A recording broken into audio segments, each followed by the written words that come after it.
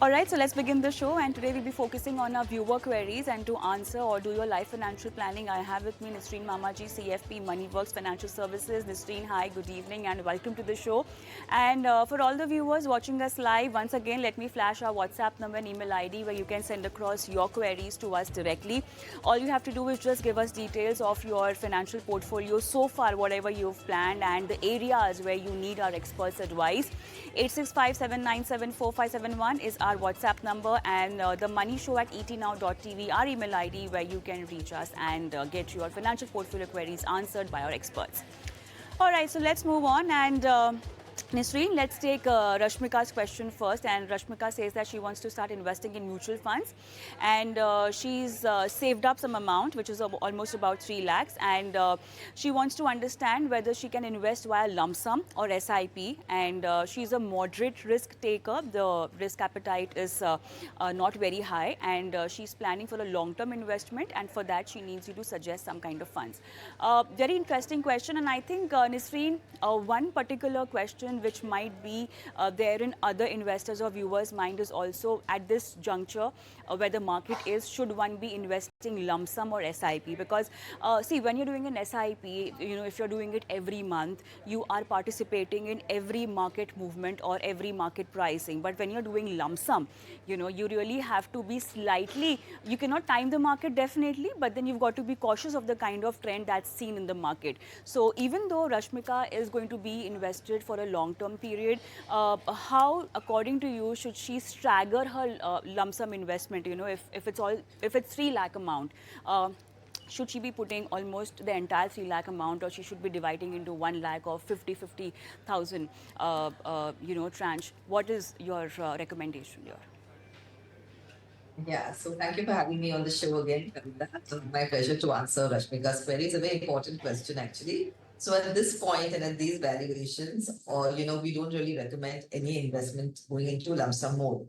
So STP is a favorite mode also, which is very suitable for investors, where your lump sum right now is invested completely into, say, a money market or a low duration fund, which are both debt funds, or an arbitrage fund, which is equity, on taxation side.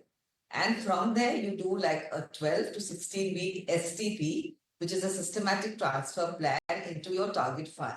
So you have a source fund, which is like a parking fund, an instrument where you just park your funds for a little while, and where your returns will be, significantly higher than a savings bank account. So you don't leave your money idle in a savings bank account.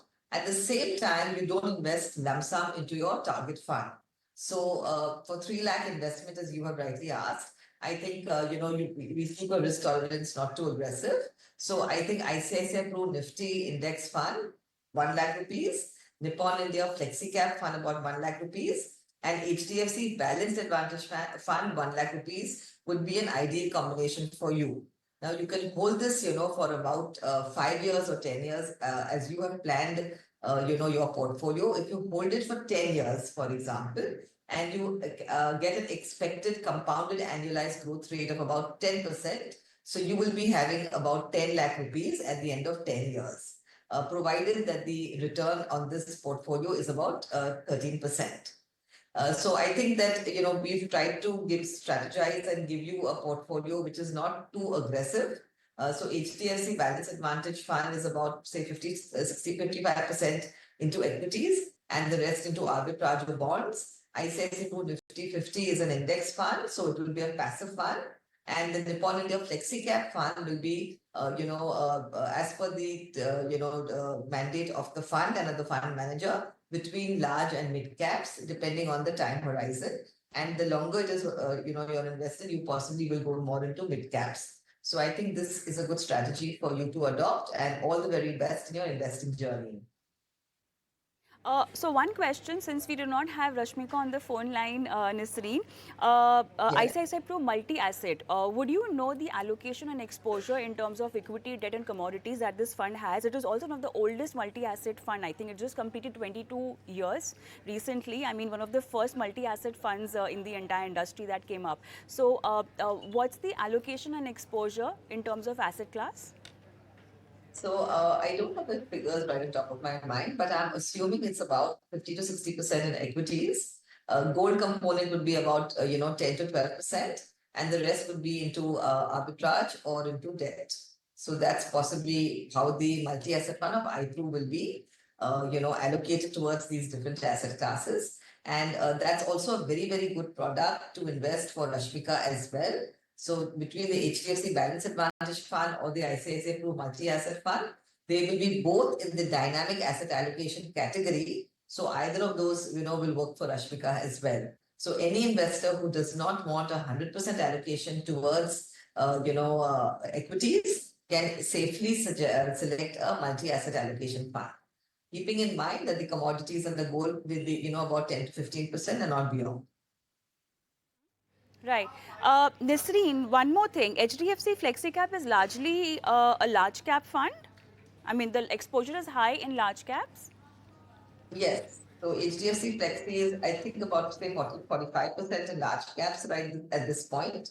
So, the Flexi Cap as a category and a large and mid as a category also would be, very safe for an investor who wants to invest for, let's say, about 5 years. The longer your time horizon, your asset allocation can increase towards the mid caps and the small caps as your tenure increases. So if you are investing, say, between the 1 to 5 year category and you want to go 100% into equities, then 100% like a blue chip fund or a large cap fund is very suitable for you. And for somebody whose risk tolerance is a little higher, you can go in for a larger mid cap fund or also a flexi cap fund where the fund manager will decide the allocation between large and mid. All right, let's move on. I have Dev with me on the phone line. Hi, Dev. Good evening. You're calling from? I'm calling from Delhi, ma'am. Good evening. Thank you so much for sending us your question. You have already invested in these funds, UTI Nifty 50 Index, Quant, Multi-Asset, Kotak Emerging? I'm looking to invest the lump sum of 1 crore over a period of 1 year via STP route. So I shortlisted these funds. So I just wanted to put forth these selections in front of you, so you can guide me better that are these funds the right kind of basket for me to park my sum in it or not? Sure. You will stay invested for how long? Ma'am, I'm looking to invest this sum for 5+ years. 5+ years. Any specific reason why you've selected these funds? Has someone recommended these funds to you? I just did some digging and got to know from the mutual fund atmosphere only that I should be diversifying my fund in different assets and classes so that it can churn out good returns for me. So that's why I selected these funds.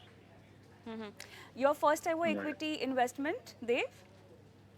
Ma'am, I have been already invested in other funds also, but this is a separate. This is the fund sum that I have received recently. So I'm looking to invest this fund in the stock market.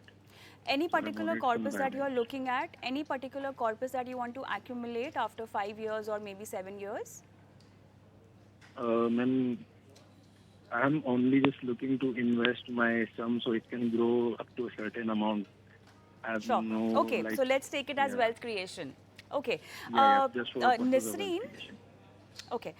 So Nisreen, Dev has really selected good funds for himself. But then I was just wondering, can he consider PMS? It depends on the risk tolerance, but I think if his tenure is about 5 years, then, you don't need to consider PMS, because for a PMS, your minimum investment value would be 50 lakhs per PMS. Or if you go for an alternative investment fund, it would be 1 crore. So that's typically for an individual who has, assets worth at least 5 or 6 crores aside from the PMS and AIF investment. So if you are in that category, Dave, where you have a basket of investments across asset classes and across equities, direct or in mutual funds, a tune of 5 crores, then yes, you would be a very good investor for a PMS AIF. But if you are starting out fresh, then what you have selected is actually fantastic. Very, very good selection of funds. So you have a couple of choices. If you want to keep your risk tolerance a little lower, you can invest about 30% in the index fund, which is your UTI Nifty 50, and say 25 to 30% in the quant multi-asset. So 50 to 60% of the portfolio, you can keep it very safe. And then the balance can be, divided between the Kotak Equity Opportunities Fund, which is currently about, say, 40% in large caps, 40% in mid caps, and 20% in small caps. That's the asset allocation for Kotak Equity Opportunity. Parag Parikh Flexi Cap Fund is largely a fund where, it will be in large and mid kind of a fund, and Tata Small Cap Fund. So what you can do is you can keep your portfolio safer by investing 60% of your investment into the UTI Nifty 50 and the quant multi-asset, and the balance to be divided between the other three. If you want to go a little higher risk, then you just do 20, 20, 20, all five of these investments that you suggested. And, you will possibly earn, there will be some amount of volatility in a higher risk portfolio, but you can manage that because you're only 30 years old. So I'm assuming that your time frame is longer. That, you are going to be invested for a longer period of time, and your goals are at least 50 to 20 years away. In that case, you can go more towards the small caps. And the mid, you can also introduce some more mid cap also. So it all depends on the tenure of the investment. Okay. Right now, what you have suggested is, for an investor which is kind of moderate aggressive in the equity space, because we don't have any debt over here. So if you have, say, goals which are in the 1 to 3 year segment, then you can even have a dynamic asset allocation product, which you already have, the quant multi-asset. And you can have that for about 30 to 35%. So in that you can use for the shorter term goals. For your mid-term goals, you have the index fund. And for your longer term goals, you have the flexi cap fund, the small cap fund, and the equity opportunity fund. In those three, you can introduce some more mid caps if you want to go slightly more higher risk, So you can substitute the Kotak equity opportunity for Kotak mid cap fund. So that's just a suggestion if you want to go slightly higher risk. Otherwise, the funds that you have selected are all very, very good, and been in the first quartile for a while. Right. So I'm really not sure on the risk part. Let's get that checked with Dev. Dev, are you there with me? Yeah, ma'am, I'm there. Are you willing to extend your time horizon for slightly more years? Can you make it 10 years? Yeah, ma'am, I can extend my time horizon like up to 7 to 8 years or 9 years. I can. Right. So maybe then he can have a pure mid cap and a small cap. Nisreen, what do you think? Yeah, exactly. That's what I said. Your time frame is a little longer. A little more than 7 days. Because sometimes in the mid and small cap space, there is a time that you have to, you have to be patient because there's a price discovery which happens.